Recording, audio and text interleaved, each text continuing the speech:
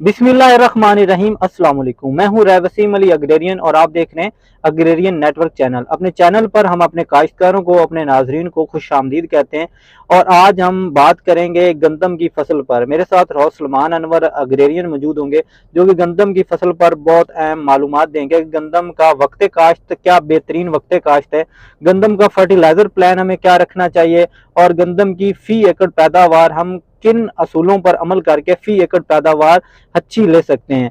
तो बिजाई पर कौन सा फर्टिलाइजर प्लान रखेंगे, वीडीसाइड बर वक्त जड़ी बूटियों को तदारक किस तरह कर सकते हैं। तो राव साहब इस हवाले से हम आप लोगों के साथ बात करेंगे और तफसीलन मालूमात आप लोगों के साथ शेयर करेंगे। बिस्मिल्लाहिर्रहमानिर्रहीम। अस्सलाम वालेकुम दोस्तों,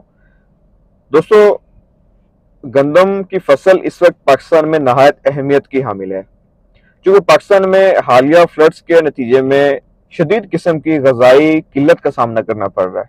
ना सिर्फ पाकिस्तान बल्कि पूरी दुनिया में इस वक्त जो फूड सिक्योरिटी का प्रॉब्लम है वो जन्म ले रहा है।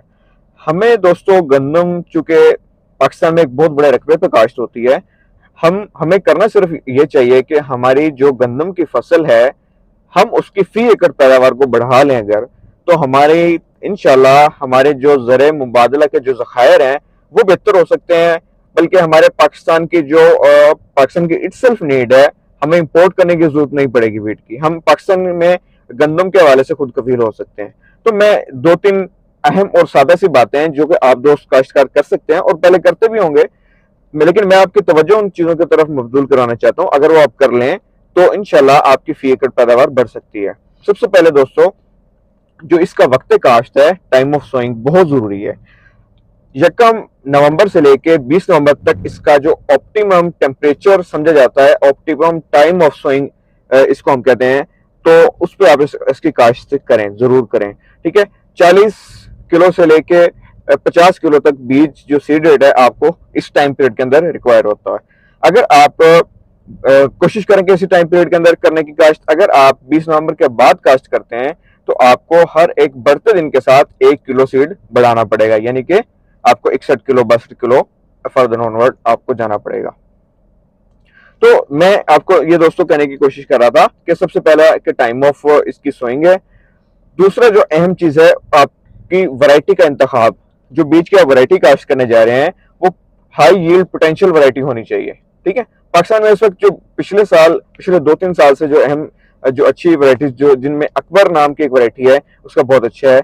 लास्ट ईयर एक वैरायटी आई है, दिलकश है, सुबहानी है, ठीक है, फखरे बखर है, no doubt this are very good varieties. 3-4 varieties हैं, बहुत अच्छी वैरायटीज हैं।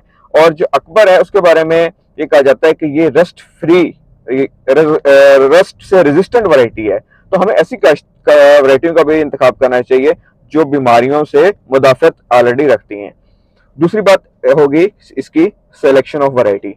तीसरी जो सी दोस्तों बात अहम है, वो मैं आप दोस्तों को मशवरा ये दूंगा कि आप अपनी जी इस वक्त गंदम की फसल काश्त करें तो बीज को जहर आलूद करके काश्त करें, सीड ट्रीटमेंट लाजमी करें। सीड ट्रीटमेंट करने का फायदा ये होता है कि ऐसी बीमारियां जो सोयल बोर्न डिजीज हैं, यानी कि जो मिट्टी से फैलती हैं, और ऐसी बीमारियां जो कि सीड बोर्न है या बीज के अंदर पाई जा रही हैं, वो दोनों बीमारियों का वाहिद हल क्या है? सीड ड्रेसिंग, सीड ट्रीटमेंट करना आपको बहुत जरूरी है। क्या सीड ट्रीटमेंट किया जाए?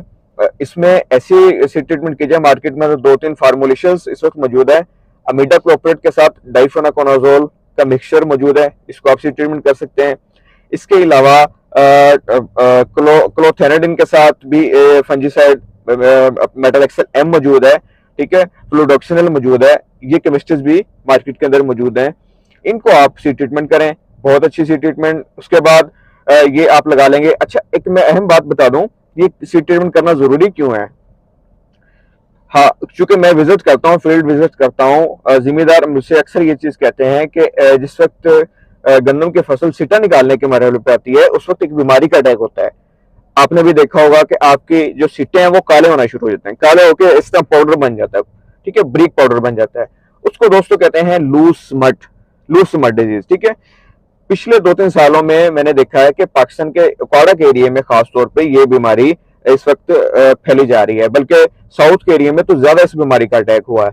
तो उस वक्त हमारे पास कोई ऑप्शन नहीं होता, कोई इसका सोल्यूशन नहीं होता। इसका वाहिद हल क्या है? सीड ट्रीटमेंट की जाए। लूस मड का वाहिद और आखिरी हल सीड ट्रीटमेंट है। स्प्रे, फोलियो स्प्रे, इसका कोई सोल्यूशन नहीं है। ये बहुत जरूरी है।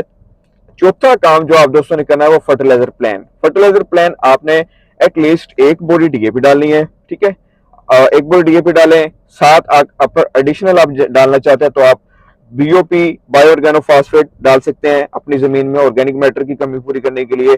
इसके अलावा दोस्तों आप कोशिश किया करें कि जिस तरह के हम दूसरी फसलों में जिंक का इस्तेमाल करते हैं तो हमें अपनी गंदम की फसल में जिंक डालना बहुत जरूरी है। पाकिस्तान के इस वक्त मैं एक रिपोर्ट पढ़ रहा था, 23% जो चाइल्ड हैं, जो प्रोडक्शन हो रही है, वो जिंक डेफिशिएंट बच्चे पैदा हो रहे हैं। हमें जरूरी है कि हमें जिंक की कमी को पूरे करनी है, अपनी गंदम में जिंक का इस्तेमाल बेहतर करें। हाल ही में पाकिस्तान ने एक और वैरायटी जिंक की कमी को देखते हुए, उस वैरायटी का नाम है जिंकोल। जिंकोल वैरायटी है वो के जिंक उसमें एडिड किया गया है, जिंक यानी कि वो जिंक की कमी को पूरा कर देता है। तो मैं आप दोस्तों को ये दरख्वास्त करूंगा कि अपनी जिंक इस्तेमाल किया करें फसलों में, खासतौर पर गंदम में लाजमी करें क्योंकि हमारे खाने की फसल है। इसके अलावा पोटाश का इस्तेमाल बहुत कम लोग करते हैं, उसका इस्तेमाल करें ताकि दाने का साइज बने, प्रोडक्शन ज्यादा हो। बाकी बातें इंशाल्लाह हम मजीद फसल आने पे करेंगे इंशाल्लाह। आप दोस्तों के तावन का बहुत बहुत शुक्रिया। हमारे चैनल को सब्सक्राइब करें, अगर वीडियो आपको अच्छी लगे तो शेयर कीजिए। मुझे और वसीम को इजाजत दीजिए। अल्लाह हाफिज।